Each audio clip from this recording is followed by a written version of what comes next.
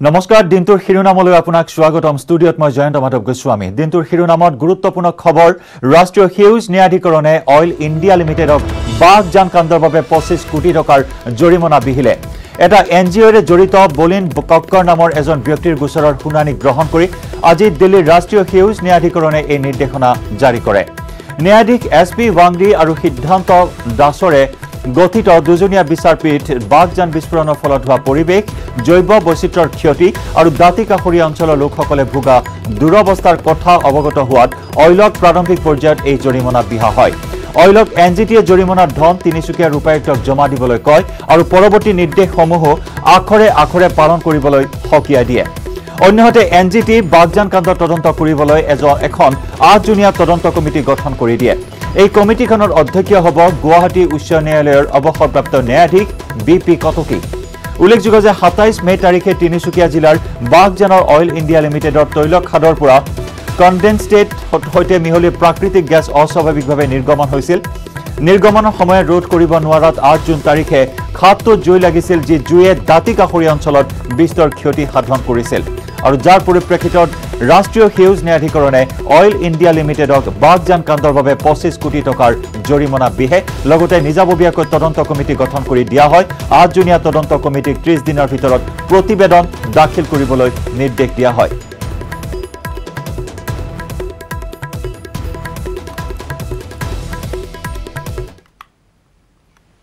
আৰু ইতিমধ্যে আমি জনাইছো বাঘজান কাণ্ডক লৈ এই গুৰুত্বপূৰ্ণ প্ৰতিবেদন দাখিল কৰিবলৈ নিৰ্দেশ দিয়া হৈছে অহা 30 দিনৰ ভিতৰত এই প্ৰতিবেদন দাখিল কৰিবলৈ নিৰ্দেশ দিয়া হৈছে ইতিমধ্যে আমি জনাইছো যে 30 দিনৰ ভিতৰত এই প্ৰতিবেদন দাখিল কৰিব লাগিব এনজিটিয়ে যি তদন্ত কমিটি গঠন কৰি দিছে নিজাববীয়া তদন্ত কমিটি ইতিমধ্যে আমি জনাইছো এই তদন্ত কমিটিয়ে ইতিমধ্যে এনজিটিয়ে 25 কোটি টকাৰ জৰিমনা বিহিছে এই সমগ্ৰ ঘটনাৰ বাবে অইলক দোষাৰোপ কৰি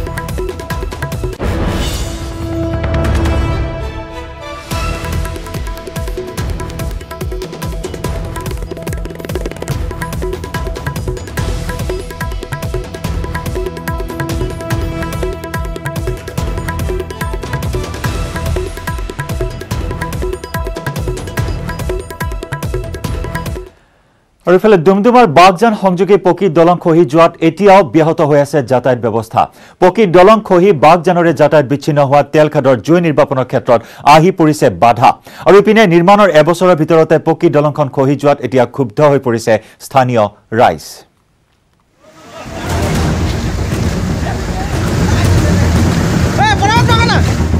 এক্সক্লুসিভ কেমেৰাৰ সন্মুখতে খহিল দলং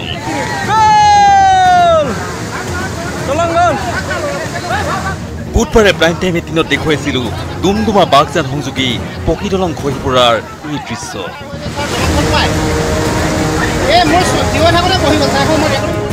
এয়া আজিৰ দৃশ্য চাওক কিদৰে বহি গ'ল দলংখন বুধবাৰে এই দলংখনেদি আৰক্ষীৰ এটা দল গৈ থকাৰ সময়তে হঠাৎ ফাট মেলি বহিবলৈ আৰম্ভ কৰিছিল এই দলংখন তাৰ পিছতেই ক্ৰমান্বয়ে দলংখন নদীত সোমাই পৰি বিচ্ছিন্ন কৰি তুলিছিল বাঘজানৰে সংযোগ এই দলংখন নিৰ্মাণ হৈছিল 2013-14 চনত নিৰ্মাণ কৰিছিল তিনিচুকীয়াৰ ৰামবিলাস সিং নামৰ এগৰাকী ঠিকাদাৰে নিৰ্মাণ সম্পূৰ্ণ হোৱাৰ মাত্ৰ 6 মাহহে হৈছিল তাৰ পিছতেই এই অৱস্থা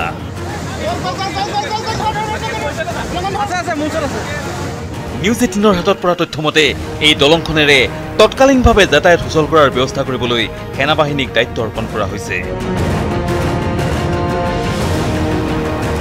14 চনৰ পৰা 6 বছৰ অতিক্ৰম কৰিছে মাত্ৰ অইলৰ পুঁজিৰে নিৰ্মাণ কৰা হৈছিল কিন্তু পিডব্লিউডি এজন ঠিকাদাৰ আৰবি সিং তেওঁ য'তে কাম কৰিছে তাতেই আচলতে নিম্নমানৰ হৈছে আৰু ভালমতে হোৱা নাই উন্নত মানৰ হোৱা নাই অইলৰ ইঞ্জিনিয়াৰ লগত এই ইঞ্জিনিয়াৰ গোটেইখিনি ভাগ বতৰা কৰিব তেওঁলোকে আত্মসাত কৰিছে আৰু কামখিনি সম্পূৰ্ণ নিম্নমানৰ কৰিছে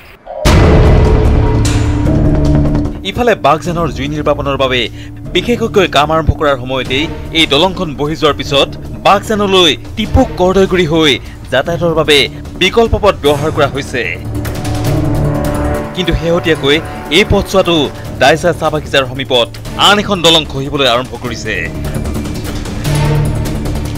এই দলংখনো যদি খহি পৰে তেন্তে সম্পূৰ্ণ বিচ্ছিন্ন হৈ পৰিব বাগজান ব্যাহত হ'ব বাগজানৰ জুই নিৰ্বাপন প্ৰক্ৰিয়া দিগবৰ পৰা Rina Kakati Gogoi news 18 Assam north east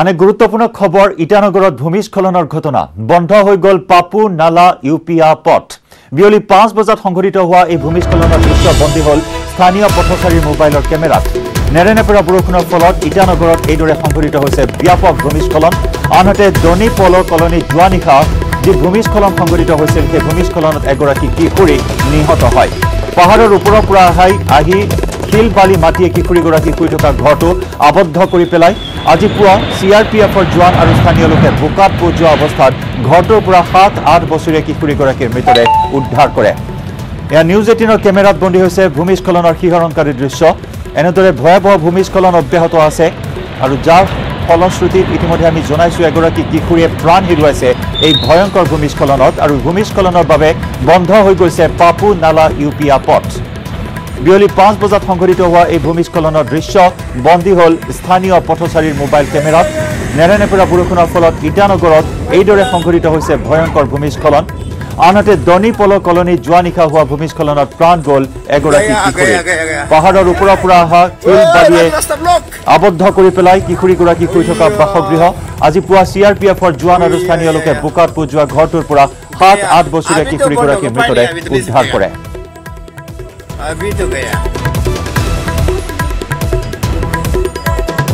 exclusive দৃশ্য এই মুহূৰ্তত প্ৰত্যক্ষ কৰিছে ভূমিস্খলনৰ ভয়ংকৰ দৃশ্য আৰু প্ৰত্যেক বছৰে এই সময়ছোৱাত ভূমিস্খলন হয় অৰুণাচলত আৰু এইবেলে অৰুণাচলত সংঘটিত হৈছে এই ভয়ংকৰ ভূমিস্খলন নেৰেনেপেৰা বৰষুণৰ বাবে ইটানগৰত অৰুণাচলৰ ৰাজধানী চহৰ ইটানগৰত সংঘটিত হৈছে এই ভূমিস্খলন আৰু এই ভূমিস্খলনত বন্ধ হৈ পৰিছে গুৰুত্বপূৰ্ণ এটা পথ পাপু নালা ইউপিয়া পথ বৰ্তমান বন্ধ হৈ পৰিছে বিয়লি 5 বজাত সংঘটিত হৈছে এই ভয়ংকৰ ভূমিস্খলন এজন স্থানীয় পথচাৰীয়ে মোবাইলত বন্দী কৰিছে ভূমিস্খলনৰ এই শিহৰণকাৰী দৃশ্য নেৰেনেপেৰা বৰষুণৰ ফলত ইটানগৰত এইদৰে ধাৰাবাহিকভাৱে সংঘটিত হৈছে ভূমিস্খলন দনিপল কলনী যোৱা নিশা সংঘটিত হৈছিল ভয়ংকৰ ভূমিস্খলন যি ভূমিস্খলনত এগৰাকী 7 পৰা 8 বছৰীয়া কিশোৰী প্ৰাণ হেৰুৱাবলগীয়া হয় এই ভূমিস্খলনত আজি পুনৰ 5 বজাত সংঘটিত হয় এই ভূমিস্খলন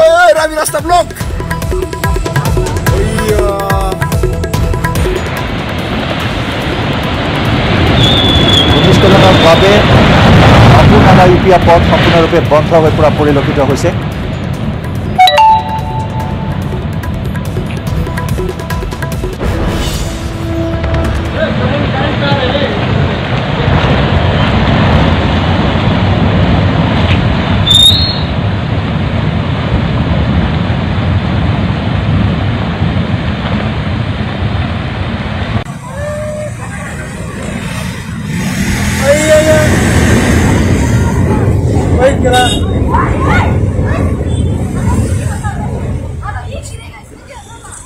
गया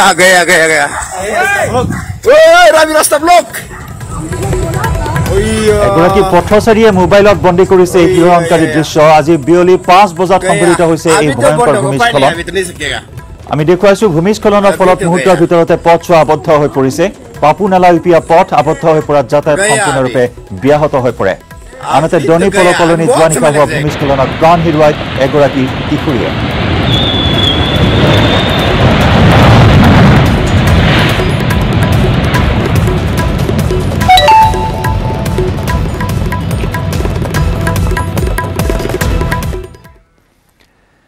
গুৱাহাটী মহানগৰীত ভয়ংকৰ ৰূপত বৃদ্ধি পাইছে কোভিড-19ৰ সংক্ৰমণ মহানগৰীত 4টা দিনত 450 জনৰ দেহত ধৰা পৰিছে কোভিড-19 পজিটিভ আৰু বৰ্তমানলৈ 700 ঘৰ অতিক্ৰম কৰা গুৱাহাটীত যিকোনো মুহূৰ্তত হ'ব পাৰে সম্পূৰ্ণ লকডাউন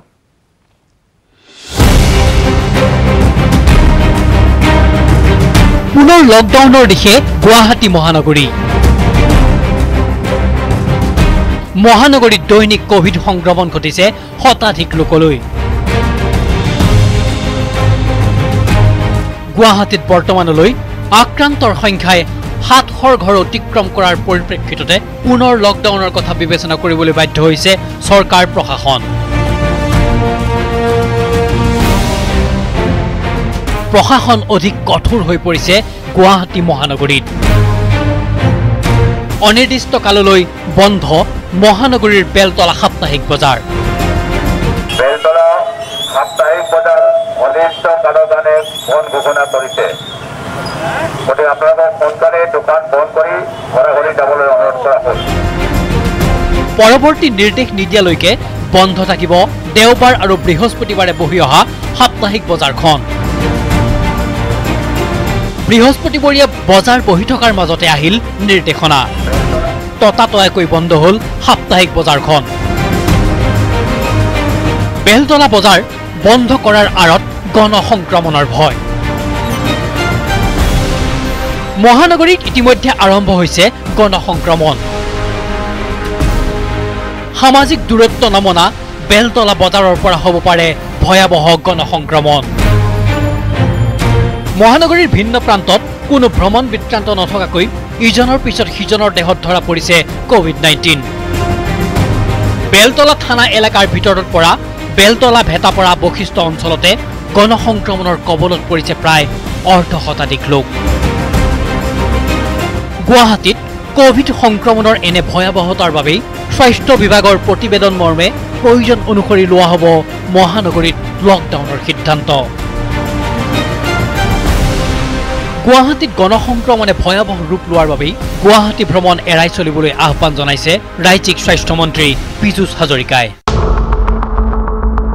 গুৱাহাটী লখৰাৰ SBI ব্ৰাঞ্চৰ ৪ৰ্থ বৰ্গৰ কৰ্মচাৰী বিবেক দাস নামৰ লোকজনৰ দেহত ধৰা পৰিছে কোভিড-19। সোণাপুৰৰ মিটনি গাঁৱৰ বিবেক দাসে প্ৰতিদিনে গুৱাহাটীলৈ অহা যোৱা কৰাৰ বাতৰিয়েও আনিছে কোভিড সংক্ৰমণৰ শংকা। কেৱল মহানগৰীতে নহয়, তেজপুৰ, গোলাঘাট, নলবাৰীকে ধৰি ৰাজ্যৰ বিভিন্ন প্ৰান্তত দেখা গৈছে গণসংক্ৰমণ। তেজপুৰ চিকিৎসা মহাবিদ্যালয়ৰ হাস্পতালৰ কৰোনা পৰীক্ষাৰে জড়িত 23 জনৰ দেহত ধৰা পৰিছে কোভিড পজিটিভ। তেজপুৰৰ পৰুৱাৰ এটা তেল ডিপুত কাম কৰা সঞ্জয় গুৰুং নামৰ এজন যুৱকৰ দেহত ধৰা পৰিছে কোভিড-19। বালিপৰাৰ মাহিলী বস্তিৰ ঘৰৰ পৰা দৈনিক অহা যোৱা কৰা গুৰুঙৰ সংস্পৰ্শলৈ আহিছিল বহুজন। সেই সূত্ৰে কণ্টেইনমেণ্ট জোন ঘোষণা কৰা হৈছে মাহিলী বস্তিৰ পথ। বটদ্ৰত ধৰা পৰিছে প্ৰথমজন কৰোনা আক্ৰান্ত। কৰ্কট ৰোগত আক্ৰান্ত হৈ থকা তপন বণিক নামৰ লোকজনে চিকিৎসাৰ বাবে গুৱাহাটী বি-বৰুৱা কৰ্কট প্ৰতিষ্ঠানলৈ অহা যোৱা কৰিছিল। তাৰ পৰাই সংক্ৰমিত হোৱাৰ আশংকা। ব্যক্তিগৰাকীৰ সংস্পৰ্শলৈ অহা গাড়ী চালকসহ 8টাকৈ পৰিয়ালক 14 দিনৰ বাবে কৰা হৈছে হোম কোৱাৰেণ্টাইন। এনেদৰে ৰাজ্যৰ বিভিন্ন প্ৰান্তত স্পষ্ট হৈ পৰিছে গণসংক্ৰমণ।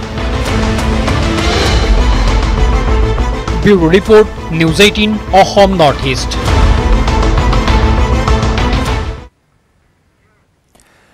ডিব্ৰুগড়ৰ বান পৰিস্থিতিৰ খবৰ। ডিব্ৰুগড় চহৰত ভয়ংকৰ ৰূপ ধাৰণ কৰিছে কৃত্ৰিম বানে।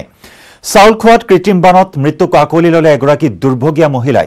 আৰু বানৰ বাবে চহৰখনত বন্ধ হৈ পৰিছে গুৰুত্বপূৰ্ণ দুটাকৈ পথ আৰু তাৰ সমান্তৰালকৈ ৰাষ্ট্ৰীয় ঘাইপথৰ কেইবাটাও স্থানৰ ওপৰেৰে বাগৰিছে বাঢ়নি পানী।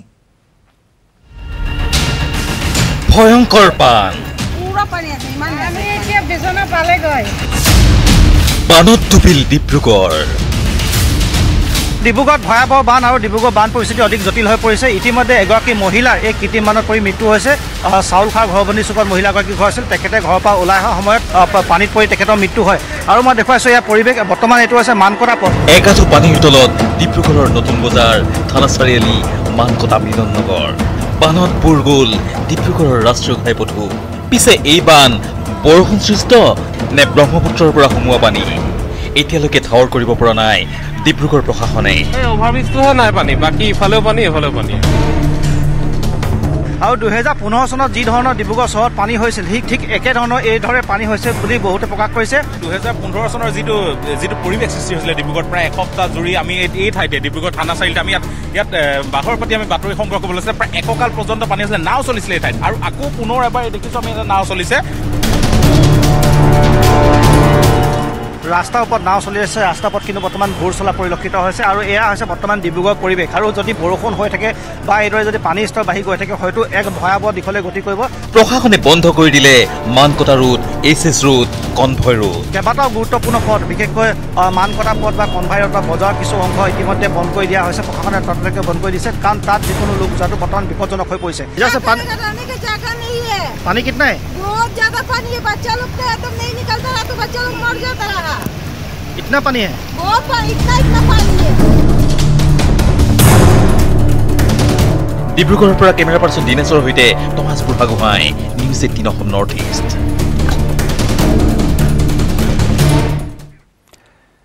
প্ৰথমবাৰৰ বাবে অনলাইন যোগে ঘোষণা কৰা হ'ল বহু প্ৰত্যাশিত উচ্চতৰ মাধ্যমিক চূড়ান্ত পৰীক্ষাৰ ফলাফল।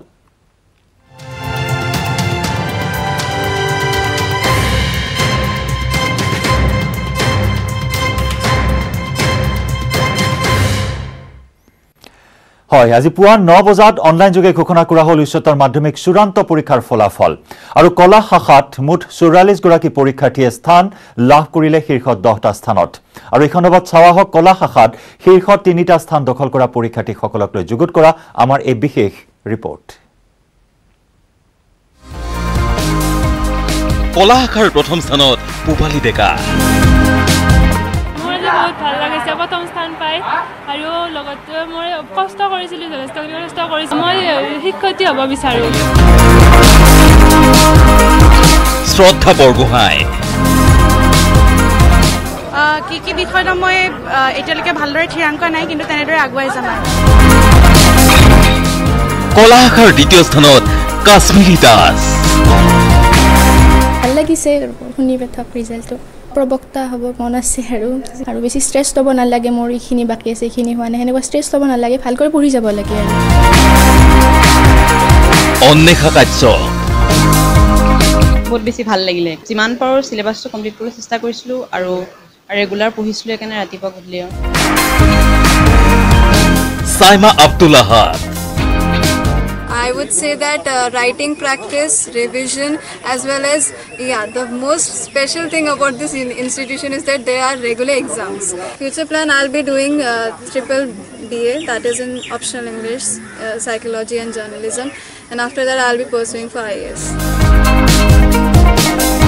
কলাকাৰ তৃতীয় স্থানত জুস্মিতা গোস্বামী। মই অত্যন্ত সুখী, ভৱিষ্যতে মোৰ প্ৰশাসনিক দিশত যোৱাৰ মন আছে। ফাৰহানুৰ ৰহমান, ময়ূৰিকা ডেকা, সংগীতা দাস, পলি বৰা, প্ৰিয়াক্ষী বৰা, মৌমিতা কোঁৱৰ।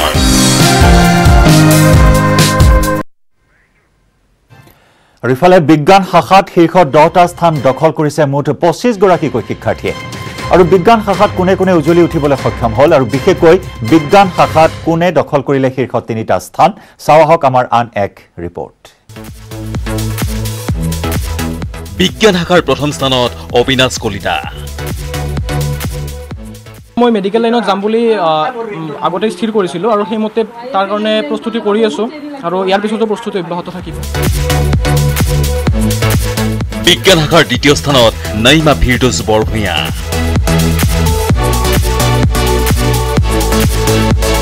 বিজ্ঞান শাখাৰ তৃতীয় স্থানত প্ৰীতপল বেজবৰুৱা। যথেষ্ট ভাল লাগিলে, অলপ শ্বক টাইপ আছিলোঁ মই, তো ভালে বিটেক পাছ কৰি পেলাই ৰিচাৰ্চ লাইনত যাম বুলি ভাবিছোঁ আৰু এষ্ট্ৰফিজিক্স এণ্ড অল। ছাকচেছ বুলি লাগিলে মোৰ ফালৰ পৰা মই এটা কথা ক'ম, ৰেগুলাৰিটি মেইনটেইন কৰিব লাগে, ইটছ এণ্ড এভৰিডে পঢ়ক, মাজতে লাইক কিবা শ্লেগিং অফ টাইপ কৰিব নালাগে। এইবাৰ জনা বাণিজ্য শাখাৰ ফলাফল লক্ষণীয়ভাৱে বিগত 10 বছৰৰ তুলনাত এইবেলি বাণিজ্য শাখাত উত্তীৰ্ণৰ হাৰ সৰ্বাধিক। আৰু বাণিজ্য শাখাত 10টা স্থানৰ ভিতৰত 23 গৰাকীয়ে স্থান লাভ কৰিবলৈ সক্ষম হৈছে। আৰু বাণিজ্য শাখাৰ শীৰ্ষ 3টা স্থানত কোন কোন উজ্বলি উঠিল, চাৱা হওক আন এক ৰিপৰ্ট। বাণিজ্য শাখাৰ প্ৰথম স্থানত কৃষ্ণা মহেশ্বৰী। बहुत ज़्यादा खुश हूँ, अपने डिस्ट्रिक्ट, अपने फैमिली, अपने इंस्टीट्यूशन सबको प्राउड किया है, so I am really happy today. मैं कॉस्ट एंड मैनेजमेंट अकाउंटेंट का कोर्स स्टार्ट करूँगी एंड आई थिंक उसके बाद मैं चार्टर्ड अकाउंटेंट का कोर्स करूँगी। বাণিজ্য শাখাৰ দ্বিতীয় স্থানত হৰপ্ৰীত কৌৰ। ড্ৰিম এটা আছিলে এইটো মানে পজিশ্যন এটা পোৱা আজি এইটো ফুলফিল হৈছে বহুত ভাল লাগিছে আগত মই CA কৰাটো মোৰ এটা ড্ৰিম হয় যদি পচিবল হয় সেইটো কৰিব বিচাৰিম বাণিজ্য শাখাৰ তৃতীয় স্থানত বিনীতা সাহা আমি অনেক ভেবেছিলাম পাবো সত্যি আজকে পেয়েছি ওইটাই মানে ওইটা মানে রাখা উচিত যে না আমার ওইটা ক্র্যাক করতেই হবে তাহলে সব কিছু পসিবল আমার এইম ইন লাইফ তো এখন আমি মানে ব্যাংকে জব করি আৰু মেধাৰ দৌৰত পুনৰ উজ্বলি উঠিল নগাঁৱৰ ৰামানুজন জুনিয়ৰ কলেজ উচ্চতৰ মাধ্যমিক চূড়ান্ত পৰীক্ষাত ৰামানুজনৰ 19 গৰাকী পৰীক্ষাৰ্থীয়ে আজুৰিলে কলা আৰু বিজ্ঞানৰ শীৰ্ষ 10টা স্থানৰ ভিতৰত 19 গৰাকীয়ে লাভ কৰিলে স্থান নগাঁও জিলাখনত সৰ্বমুঠ 25 গৰাকী পৰীক্ষাৰ্থীয়ে লাভ কৰিলে স্থান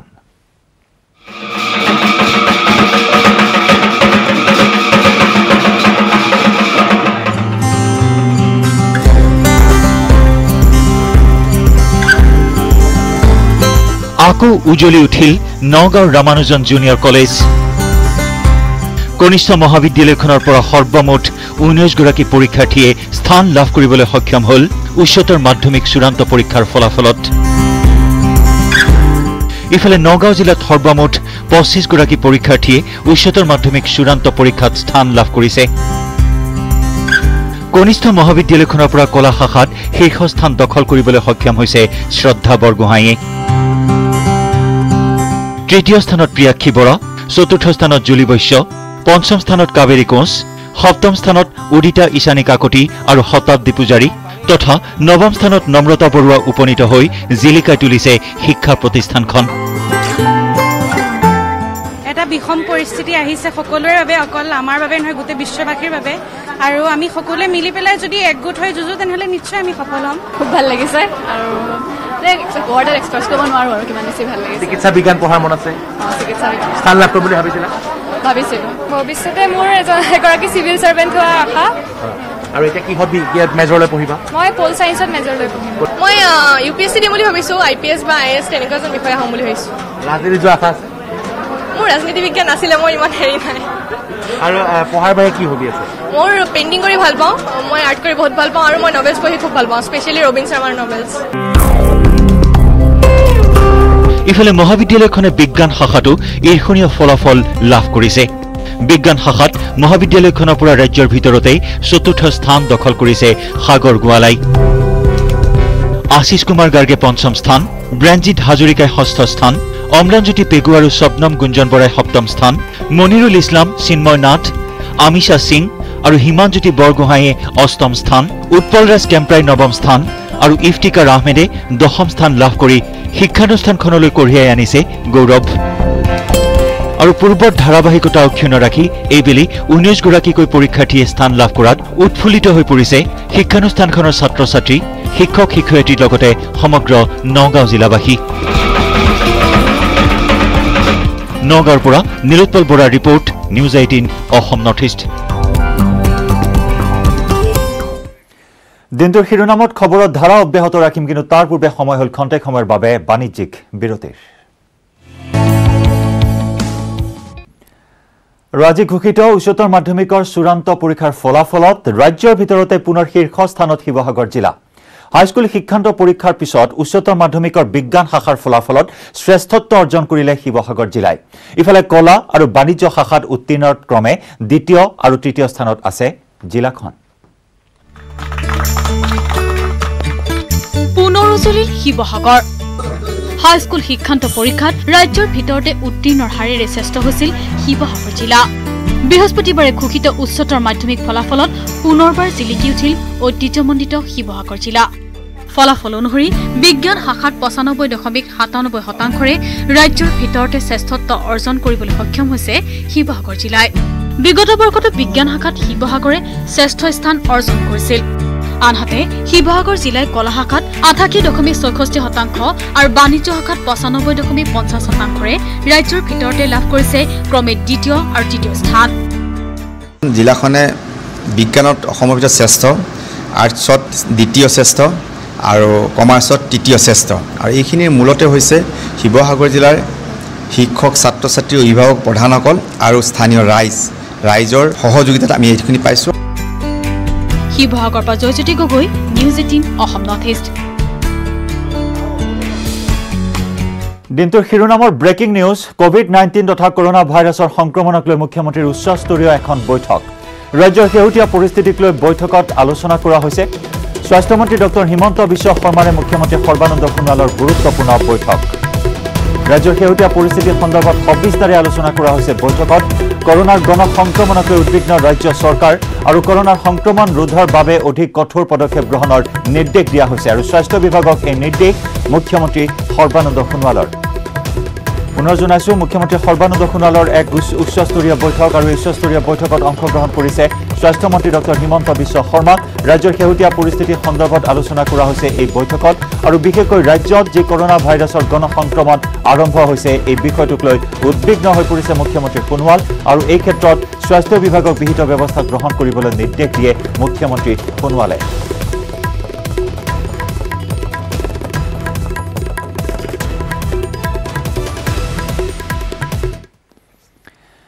উচ্চতৰ মাধ্যমিকৰ চূড়ান্ত পৰীক্ষাত স্থান লাভে নহয়, বহুকেইজন স্থান প্ৰাপকৰ ৰাপ আছে কলা সংস্কৃতিৰ ক্ষেত্ৰখনতো। স্থান লাভৰ আনন্দৰ মাজতে নিউজ 18ৰ দৰ্শকৰ বাবে বহুকেইজন কৃতি শিক্ষাৰ্থীয়ে গালে ভাল লগা গীত।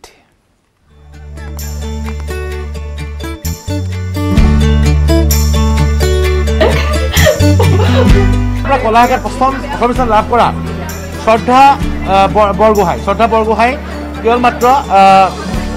কেৱল মাত্ৰ পঢ়া শুনাৰ দিশতে নহয়, ভাল ছবি আঁকে আৰু লগতে ভাল গান গায়। শ্ৰদ্ধাই ৰিয়েলিটি শ্ব' কেইবাটাতো সৰুতে অংশগ্ৰহণ কৰিছে আৰু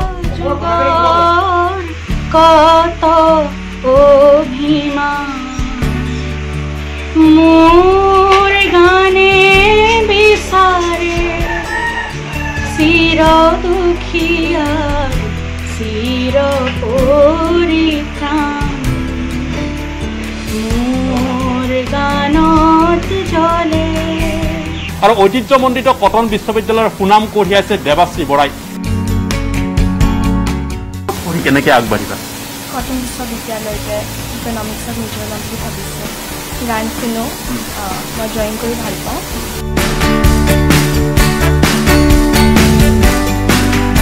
মই তৃতীয় স্থান পাইছোঁ কলা শাখাত। ভৱিষ্যতে মোৰ প্ৰশাসনিক দিশত যোৱাৰ মন আছে। আজৰি সময়খিনি কেনেদৰে কটাইছিল আপুনি?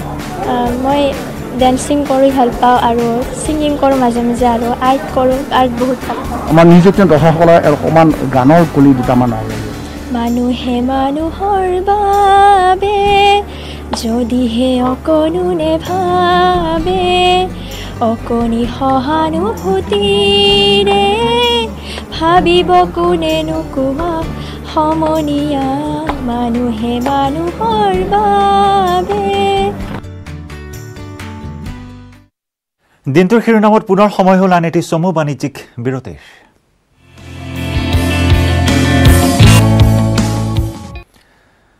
মহানগৰীৰ মাজমজিয়াত আজি দিন দুপৰতে সংঘটিত হ'ল এটা চাঞ্চল্যৰ সৃষ্টি কৰা ঘটনা। 7 মহলীয়া এটা অট্টালিকাৰ ওপৰত এগৰাকী যুৱতী আৰু অট্টালিকাটোৰ ছাদত অতি বিপদজনকভাৱে পায়চাৰি কৰি আছিল যুৱতীগৰাকীয়ে আৰু তাৰ পাছতেই অঞ্চলজুৰি লাগিল হুৱা দুৱা। কিন্তু ক'ত আৰু কিয় ঘটিল এই ঘটনা?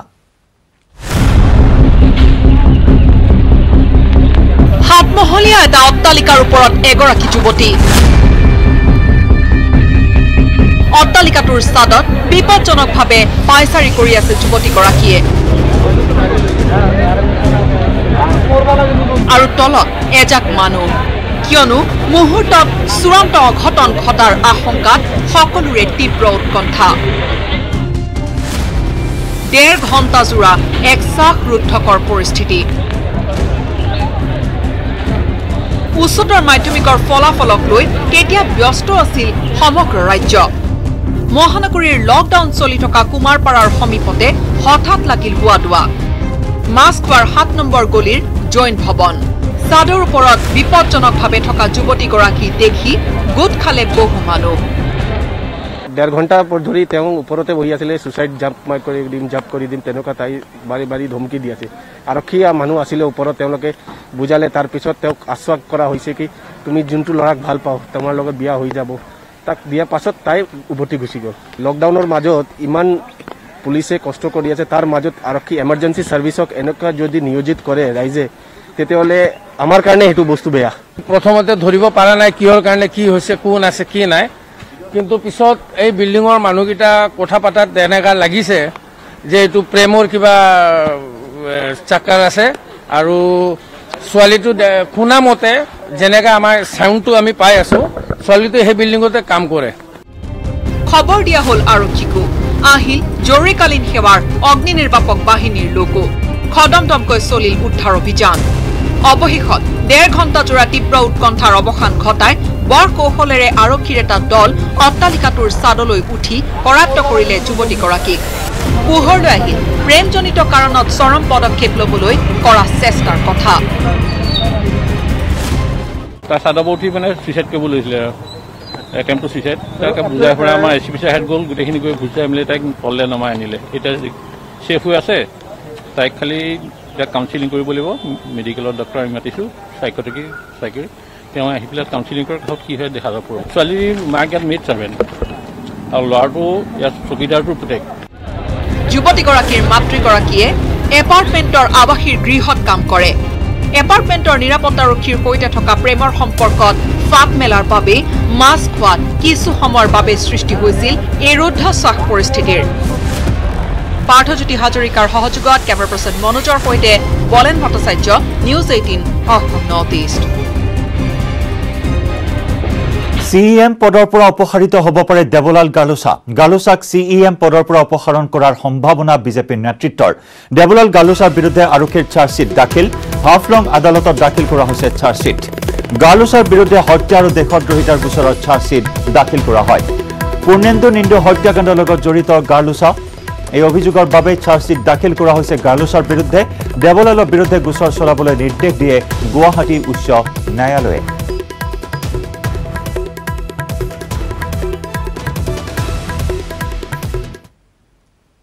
আজি ডিমা হাছাও যিটো নিন্দু লাংথাছাৰ পুনেন্দু লাংথাছাৰ মানে আমি হত্যাৰ বিচাৰৰ যিটো ইনভেষ্টিগেশ্যনৰ WBC ফাইল কৰা হৈছিলে, তাত আপোনাৰ ষ্টেট গভৰ্ণমেণ্টৰ মানে আসাম গভৰ্ণমেণ্টৰ ফালৰ পৰা এটা কথা জনাইছে যে অলৰেডি প্ৰচিকিউশ্যন চেংচন কালিৰ ডেটত তেওঁলোকে প্ৰচিকিউশ্যন চেংচন আসাম গভৰ্ণমেণ্টে দি দিছে। আৰু আজিৰ ডেটত হাফলং কোৰ্টত তেওঁলোকে দেৱলাল গালোচাসহ আৰু কেইবাজনৰো এগেইনষ্টত তেওঁলোকে অসম চৰকাৰে আজি চাৰ্জশ্বিট ফাইল কৰিছে। আৰু চাৰ্জশ্বিটৰ নম্বৰটো হৈছে 2/2020 আৰু সেইটো দিহাংগী PS কেছ যিটো হৈছিলে নিন্দু লাংথাছা পুনেন্দু লাংথাছা হত্যাৰ, সেই গোচৰটোত চাৰ্জশ্বিট ফাইল কৰিছে। হাজোত চিলনী চোৰক ৰাইজৰ ঔকিল। ৰুদ্ৰমূৰ্তি ধাৰণ কৰা ৰাইজৰ আগত পূৰ্বেও 3বাৰ জেললৈ যোৱা বুলি স্বীকাৰ কৰিলে এই চোৰটোৱে। মোবাইল চুৰি কৰাৰ পূৰ্বে তামোল চুৰি কৰি খাইছিল জেলৰ ভাত আৰু এইবাৰ আকৌ জালত পৰিল আৰক্ষীৰ।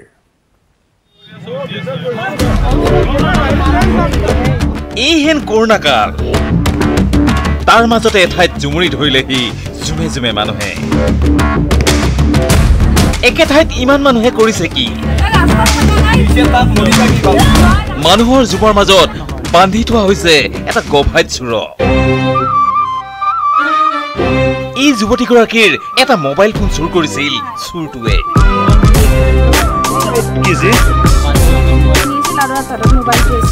এই ল'ৰাটো যাতে বহি আছে, মই গমেই পোৱা নাই সি যে চোৰ, আৰু মানে বহুত ভালকে বহি আছে। তাৰপিছত মই চাইডেদি যাই থাকোঁতে সি কি কৰিছে, মোবাইলটো হাতৰ পৰা লৈ দৌৰি আছে, দৌৰি মানে জংঘলে দৌৰি আছে। ইপিনে পিছা মানে অলপ গ'লো আৰু যাই কিনে হেৰি কৰিব নোৱাৰিলোঁ।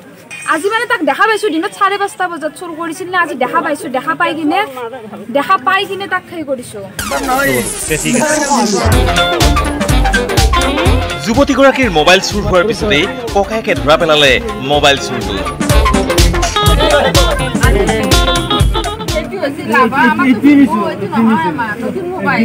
আজি ইয়াৰ ঘৰৰ পৰা মই পিছা কৰিছোঁ আৰু আমাৰ হাজোপা খামলাত ইয়াক ধৰিছোঁ, ধৰি আমাৰ গাড়ীত উঠাইছোঁ। ইয়াত মানে তেওঁলোকৰ লোকেল ঠাইৰ মানুহবিলাকে মোক ছাপৰ্ট দিছে, চ' ইয়াক আনি কিনে ঘৰত বান্ধিছোঁ। আৰু চুৰটোৰ নাম দেৱজিৎ। কি নামটো?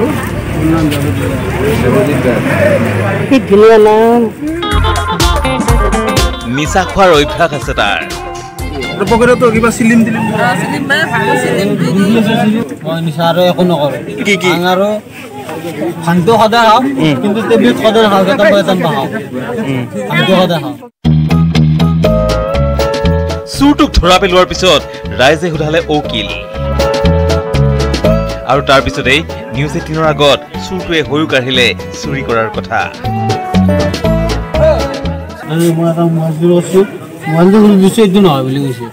ক'ৰ পৰা চুৰ কৰিছে মোবাইল কেতিয়া 12:30 বাজিছে কিহৰ কাৰণে কিয় চুৰ কৰিছে মানে মই নিচা খাইছিলোঁ নিচা খাই থাকোঁতে গমেই নাপালোঁ কেইটা মোবাইল চুৰ কৰি পাইছা মই আজি লাইব্ৰেৰীত প্ৰথম আৰু জেলত যাই পাইছোঁ তামোল চামোল চুৰ কৰি কিন্তু মোবাইল চুৰ কৰি পোৱা নাই ভাই জেলত কেইবাৰ গৈছে আগতে জেলত 3বাৰ গৈছোঁ তামোল চুৰ কৰি তামোলটো মোবাইল চুৰ কৰি পোৱা নাই মোবাইল চুৰ কৰি পোৱা নাই ভাই ঘটনাৰ খবৰ পোৱাৰ পিছতে ঘটনাস্থলীত উপস্থিত হ'ল হাজো আৰক্ষী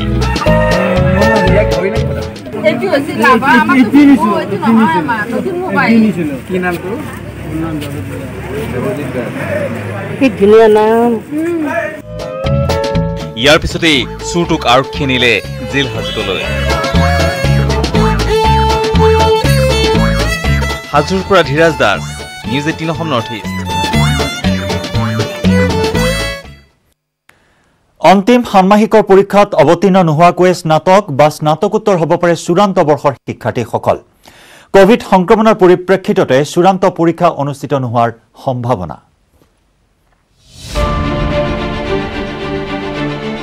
পৰীক্ষা নিদিয়াকৈ স্নাতকোত্তৰ হ'ব পাৰে চূড়ান্ত বৰ্ষৰ শিক্ষাৰ্থীসকল কোভিড-19ৰ সংহাৰী ৰূপৰ বাবে বাতিল হোৱাৰ সম্ভাৱনা স্নাতক আৰু স্নাতকোত্তৰ চূড়ান্ত ষান্মাসিকৰ পৰীক্ষা শিক্ষাৰ্থীৰ পূৰ্বৰ ফলাফলৰ ওপৰত ভিত্তি কৰি নিৰ্ণয় কৰা হ'ব পাৰে স্নাতক আৰু স্নাতকোত্তৰ চূড়ান্ত ফলাফল ইউজিচিয়ে এই সন্দৰ্ভত নিৰ্দিষ্ট নীতি নিয়মেৰে জাৰি কৰিব নিৰ্দেশনা বুধবাৰে মানৱ সম্পদ দপ্তৰৰ মন্ত্ৰী ৰমেশ পোখৰিয়ালে ইউজিচিক উদ্দেশ্য কৰি কৰা এটা টুইটে তাকেই সূচাইছে একেদৰে বাতিল হ'ব পাৰে এই শিক্ষা বৰ্ষৰ সকলো পাঠদান হ'বলগীয়া পৰীক্ষাসমূহ চূড়ান্ত ষান্মাসিকৰ পৰীক্ষাসমূহ জুলাইত অনুষ্ঠিত কৰাৰ কথা আছিল যদিও দেশত কৰোনা সংক্ৰমণ বৃদ্ধি পোৱাৰ পৰিপ্ৰেক্ষিততে মানৱ সম্পদ দপ্তৰৰ মন্ত্ৰীগৰাকীয়ে এই ব্যৱস্থা গ্ৰহণৰ আহ্বান জনাইছে ইউজিচিক শিক্ষাৰ্থী শিক্ষক তথা শিক্ষানুষ্ঠানৰ কৰ্মচাৰীৰ স্বাস্থ্যৰ প্ৰতি লক্ষ্য ৰাখি ব্যৱস্থা গ্ৰহণৰ নিৰ্দেশ দিছে ইউজিচিক অক্টোবৰৰ পৰা নতুন ষান্মাসিক আৰম্ভ হোৱাৰ সম্ভাৱনা লক্ষণীয়ভাৱে এপ্ৰিলতে বিশ্ববিদ্যালয়সমূহক স্নাতক আৰু স্নাতকোত্তৰ চূড়ান্ত ষান্মাসিকৰ পৰীক্ষা অনলাইন যোগে আয়োজন কৰিবলৈ নিৰ্দেশনা দিছিল ইউজিচিয়ে কিন্তু সকলো বিশ্ববিদ্যালয়ৰ প্ৰয়োজনীয় ব্যৱস্থা নথকা বাবে অনলাইন পৰীক্ষা অনুষ্ঠিত কৰা নহল আনহাতে এতিয়াও অনিশ্চয়তাত আছে শিক্ষানুষ্ঠানসমূহৰ পাঠদান পশ্চিমবংগত 31 জুলাইলৈকে লকডাউন মধ্যপ্ৰদেশ উৰিষ্যা মহাৰাষ্ট্ৰই ইতিমধ্যে বাতিল কৰিছে চূড়ান্ত বৰ্ষৰ সকলো পৰীক্ষা news desk report news 18 Assam north east দিনটোৰ শিৰোনামত পুনৰ লৈছো খন্তেক সময়ৰ বাবে আন এটি চমু বিৰতি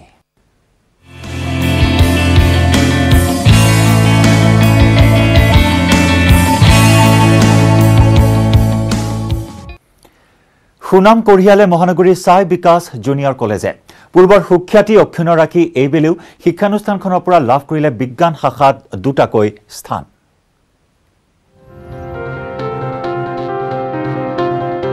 মহানগৰীৰ ব্যক্তিগত খণ্ডৰ জুনিয়ৰ কলেজৰ সুনাম চাই বিকাশ জুনিয়ৰ কলেজৰ সুখ্যাতি বিজ্ঞান শাখাত দুটা স্থান অধিকাৰ তৃতীয় স্থানত প্ৰীতপল বেজবৰুৱা ষষ্ঠ স্থানত আওচি কাব্ৰা সুনাম কঢ়িয়ালে মহানগৰীৰ আগশাৰীৰ চাই বিকাশ জুনিয়ৰ কলেজে আৰু শিক্ষানুষ্ঠানখনে পূৰ্বৰ ধাৰা অক্ষুণ্ণ ৰাখি এইবাৰো বিজ্ঞান শাখাত 10টাৰ ভিতৰত দুটাকৈ স্থান জিনিবলৈ সক্ষম হ'ল সুনাম কঢ়িয়ালে মহানগৰীৰ চাই বিকাশ জুনিয়ৰ কলেজে পূৰ্বৰ সুখ্যাতি অক্ষুণ্ণ ৰাখি এইবেলিও শিক্ষানুষ্ঠানখনৰ পৰা লাভ কৰিলে বিজ্ঞান শাখাত দুটাকৈ স্থান তৃতীয় স্থানৰ প্ৰীতপল বেজবৰুৱা সৰ্বমুঠ 481 নম্বৰ লাভ কৰিছে মেধা প্ৰাৰ্থীগৰাকীয়ে প্ৰীতপল বেজবৰুৱাৰ ঘৰ নলবাৰীত টিহুত ভৱিষ্যতে এগৰাকী অভিযন্তা হোৱাৰ সপোন সুখ্যাতি অৰ্জন কৰা প্ৰীতপল বেজবৰুৱাৰ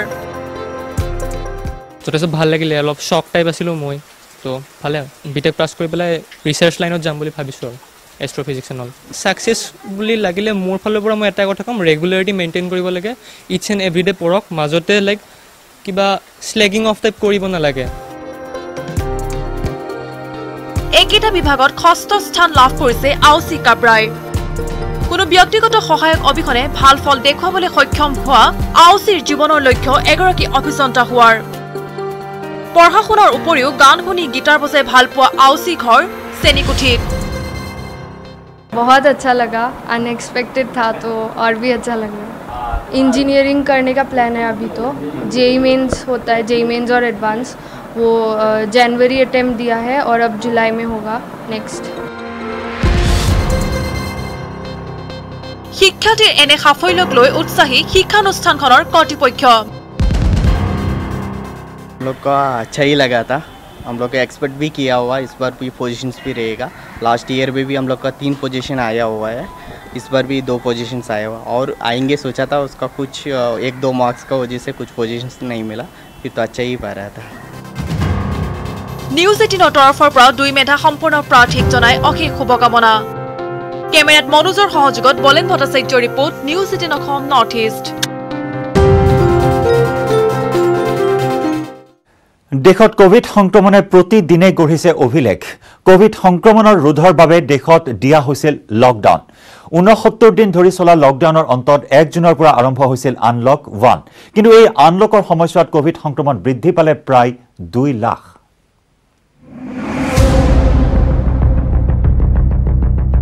দেশত দুৰন্ত গতিত বৃদ্ধি পাইছে কোভিড 19ৰ সংক্ৰমণ সংক্ৰমণৰ সংখ্যাই প্ৰতিদিনে গঢ়িছে নতুন অভিলেখ প্ৰতিদিনে বৃদ্ধি পাইছে 24 ঘণ্টাত সংক্ৰমিত হোৱা ব্যক্তিৰ সংখ্যা বৃহস্পতিবাৰে পুৱা 8 বজালৈ 24 ঘণ্টাত 16922 গৰাকী আক্ৰান্তৰে অতিক্ৰম কৰিলে পূৰ্বৰ সকলো অভিলেখ বুধবাৰে এই পৰিসংখ্যা কাষ চাপিছিল 16000ৰ কোভিড সংক্ৰমণ ৰোধৰ বাবে দেশত দিয়া হৈছিল লকডাউন 69 দিন ধৰি চলা লকডাউনৰ অন্তত 1 জুনৰ পৰা আৰম্ভ হৈছিল আনলক 1 কিন্তু আনলকৰ সময়ছোৱাতে সমগ্ৰ দেশতে দ্ৰুত গতিত বৃদ্ধি পায় সংক্ৰমিত লোকৰ মুঠ সংখ্যা 1 জুনৰ পৰা কোভিড সংক্ৰমিত লোকৰ সংখ্যা 2,65,645 গৰাকী বৰ্তমানলৈ মুঠ আক্ৰান্তৰ সংখ্যা স্পৰ্শ কৰিলে 4,73,105 গৰাকী অৰ্থাৎ আনলকৰ সময়ছোৱাত 28 দিনত কোভিড সংক্ৰমণ বৃদ্ধি পালে প্ৰায় 2 লাখ মুঠ আক্ৰান্তৰ সংখ্যাৰে বিশ্বৰ ভিতৰত ভাৰতৰ স্থান এতিয়া চতুৰ্থ একেদৰে 24 ঘণ্টাত 418 গৰাকী কোভিড সংক্ৰমিত ব্যক্তিৰ মৃত্যুৰে মৃত লোকৰ সংখ্যা বৃদ্ধি পালে 14894 গৰাকীলৈ আমেৰিকা ব্ৰাজিল ৰাছিয়াৰ পিছতে ভাৰত আনহাতে কোভিড আক্ৰান্ত হৈ মৃত্যু হোৱা লোকৰ সংখ্যাৰে ভাৰতৰ স্থান অষ্টম মহাৰাষ্ট্ৰ দিল্লী তামিলনাডু গুজৰাট আৰু উত্তৰ প্ৰদেশত সংঘাৰী ৰূপ লৈছে কোভিড 19 স্বাস্থ্য মন্ত্ৰণালয়ৰ তথ্য অনুসৰি প্ৰথমবাৰৰ বাবে এটা দিনতে দেশজুৰি সম্পন্ন হৈছে 2 লাখ কোভিড পৰীক্ষণ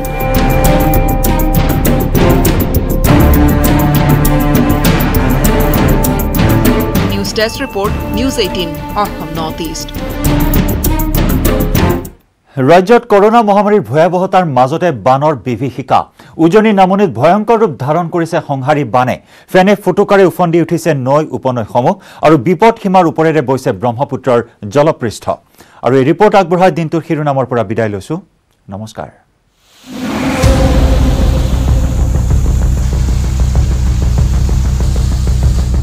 ৰাজ্যত কৰোনা মহামাৰীৰ ভয়াৱহতাৰ মাজতেই বানৰ বিভীষিকা উজনি নামনিত ভয়ংকৰ ৰূপ ধাৰণ কৰিছে সংহাৰী বানে ফেনে ফুটুকাৰে উফন্দি উঠিছে নৈ উপনৈসমূহ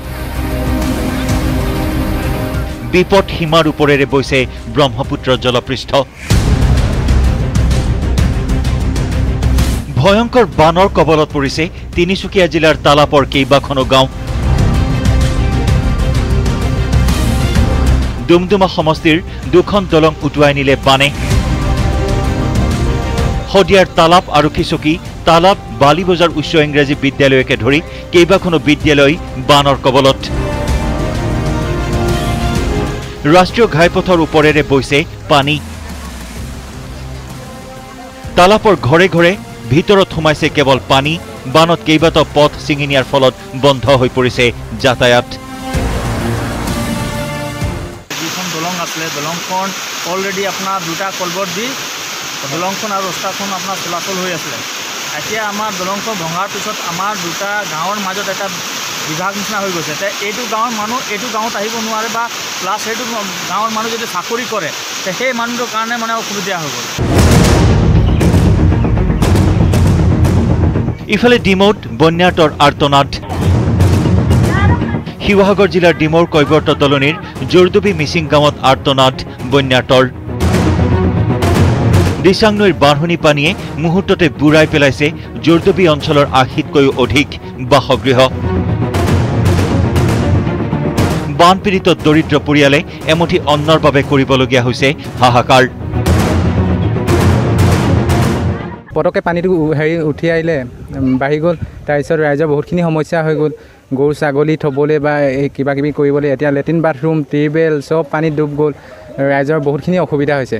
লগতে ইয়াত প্ৰায় ৮০ ঘৰমান মানুহ আজি এসপ্তাহ ধৰি পানীৰ তলতে ডুব গৈ আছে, কিন্তু এই পৰ্যন্ত কোনো চৰকাৰী কৰ্তৃপক্ষই খবৰ লোৱা ৰাইজৰ পৰিলক্ষিত হোৱা নাই। ব্ৰহ্মপুত্ৰৰ বাঢ়নি পানীয়ে জলমগ্ন কৰি তুলিছে পবিতৰা অভয়াৰণ্য। বছৰৰ দ্বিতীয়টো বানত অভয়াৰণ্যখনৰ ৮০% এলেকা প্লাবিত হৈছে। পাগলাডুবা, নলতলি, হাঁহচৰা, কুক্কাৰী, ধলি আৰু বকুলজান বন শিবিৰ এলেকা প্লাবিত। ইতিমধ্যে গড়ৰ লগতে অন্যান্য জীৱ জন্তুৰ নিৰাপদ স্থানলৈ ঢাপলি মেলিছে। বানৰ সুযোগ গ্ৰহণ কৰি চোৰাং চিকাৰীয়ে অভয়াৰণ্যখনত যাতে প্ৰৱেশ কৰিব নোৱাৰে সেই ব্যৱস্থা গ্ৰহণ কৰি চোকা পহৰাৰ ব্যৱস্থা কৰিছে বন বিভাগ আৰু আৰক্ষীয়ে। 4 দিন হ'ল পানী বাঢ়ি কমকৈ বাঢ়ি আছিলে, কিন্তু যোৱা ৰাতিৰ পৰা পানীটো অলপ বেছিকৈ বাঢ়িছে আৰু প্ৰায় 80% এলেকা পবিতৰা অভয়াৰণ্যৰ পানী প্লাবিত হৈছে। গ্ৰাছলেণ্ড সম্পূৰ্ণৰূপে পানীত ডুবি গৈছে। গহপুৰতো বানৰ তাণ্ডৱ। 15 নম্বৰ ৰাষ্ট্ৰীয় ঘাইপথৰ ওপৰেৰে বাগৰিছে পানী। ফলত স্তব্ধ হৈ পৰিছে যাতায়াত ব্যৱস্থা। ৰাষ্ট্ৰীয় ঘাইপথ থকা দলঙৰ দুয়োপাৰে দীঘলীয়া শাৰী পাতিছে যান বাহনসমূহে। ৰাষ্ট্ৰীয় ঘাইপথৰ ওপৰেৰে দলঙৰ ওপৰেদি পানী যি ধৰণে গতি কৰিছে, দুই চাইডত থকা গাড়ীসমূহ ইয়াত আবদ্ধ হৈ পৰিছে। আজি 4-5 বছৰ আগৰ পৰা গহপুৰ ৰাইজে গহপুৰ ব্যৱহাৰ সন্থাই আমি ডিমাণ্ড দি আহিছোঁ যে অতি শীঘ্ৰে এই চট্ৰং দলংখনৰ সম্পূৰ্ণৰূপে স্থায়ী সমাধান এটা কৰিবৰ বাবে। Bureau report, news 18 Assam north east.